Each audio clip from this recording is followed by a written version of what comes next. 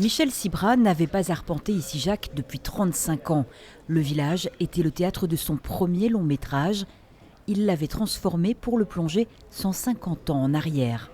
Il y a un échange entre la fermière et la comédienne. Je vais vous prendre 2 chapons. Tu te maries, ma fille?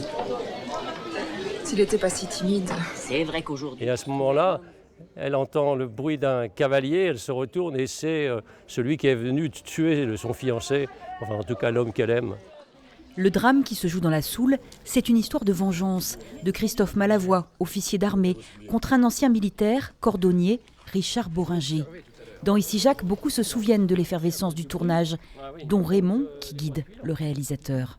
Et de fait, c'était là qu'on avait construit, avec l'équipe d'éco, avait construit l'échoppe du cordonnier qui fabriquait les soules en cuir. Je vais vous montrer les échantillons. Les places de l'église, ils avaient remis des caniveaux, ils avaient fermé par des contreplaqués, mis des bâches et puis des galets avec de la terre pour refaire un peu le terrain de l'époque. Le titre du film La Soule est un jeu violent venu du Moyen-Âge qui devient outil de vengeance.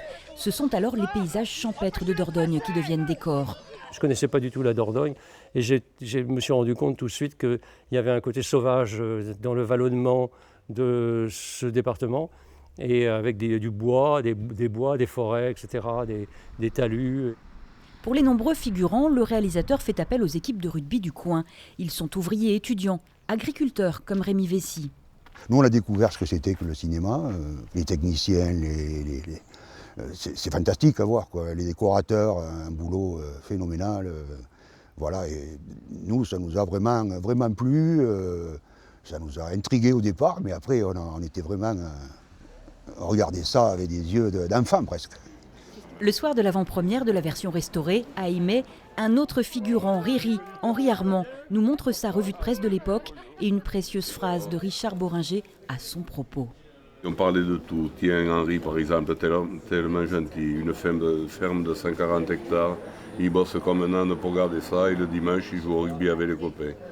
Et avec lui, avec les autres, on a bien ri. On a ri jusqu'au fond des yeux.